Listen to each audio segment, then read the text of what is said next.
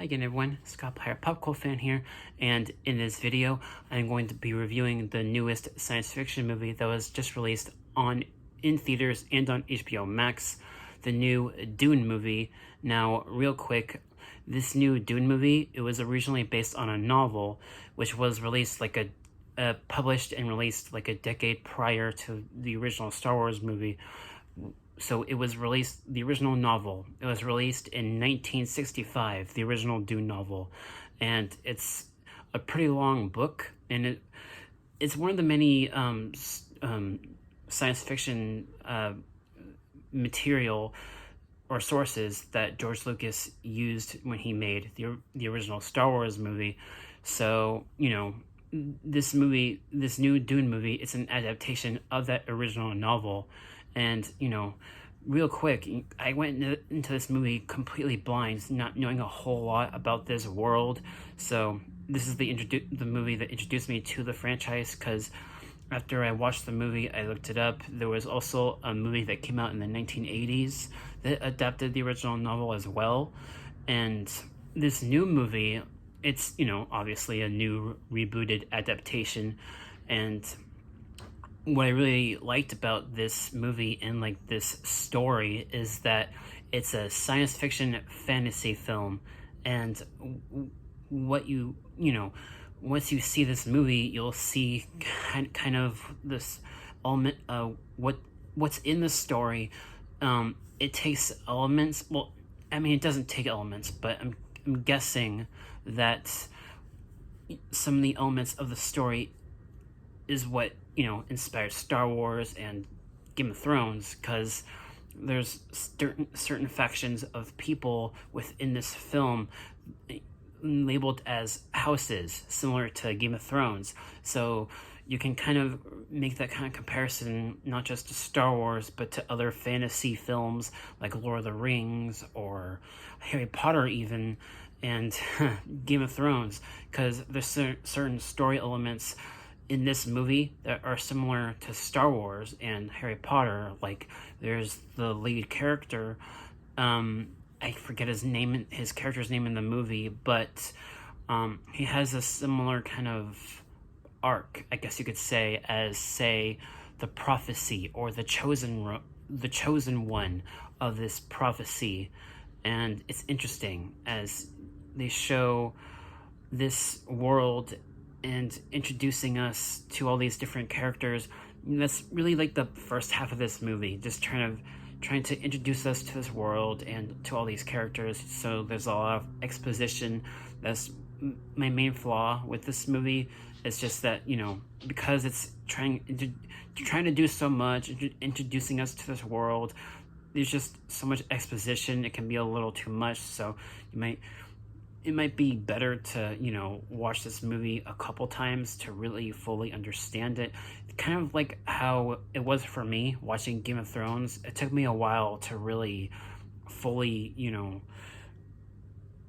invest into that world on Game of Thrones when I was watching that show.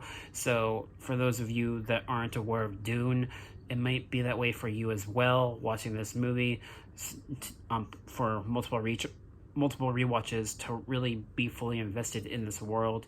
But I really liked how this movie focused a lot more on the characters. It was more of an emotional drama. It didn't focus too much on the action. So a movie like this, comes along compared to something like, say, Star Wars or Guardians of the Galaxy, where those are very just fast action. This movie, it's not like that. It's more of a drama. It's kind of more of a science fiction film for adults because of how emotional and dramatic it is, and it tries to be an epic film in scope and scale. And by the way, this movie is shot beautifully. The cinematography is amazing.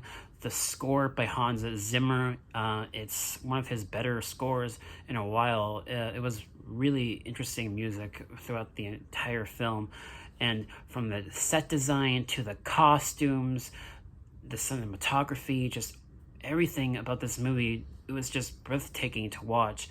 And this movie is chock full of an ensemble cast ranging from Oscar Isaac to Zendaya to Dave Bautista and even to Josh Brolin. So there's a lot of actors from the Marvel movies in this movie. So it's quite the stacked cast, and everyone does an amazing job in their roles.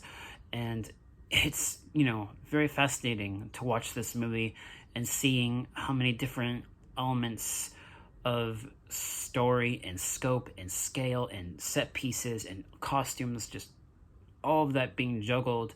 I think the director, Denis Villeneuve, I believe that's how you pronounce his name, because he directed Blade Runner 2049 and Arrival with Amy Adams. He made those movies too as well, and I think the director did a really good job with the visuals and with the story. But another flaw is that this movie is part one of, I'm guessing, what is going to be like a duology of films, kind of like Deathly Hallows Parts 1 and 2 for Harry Potter.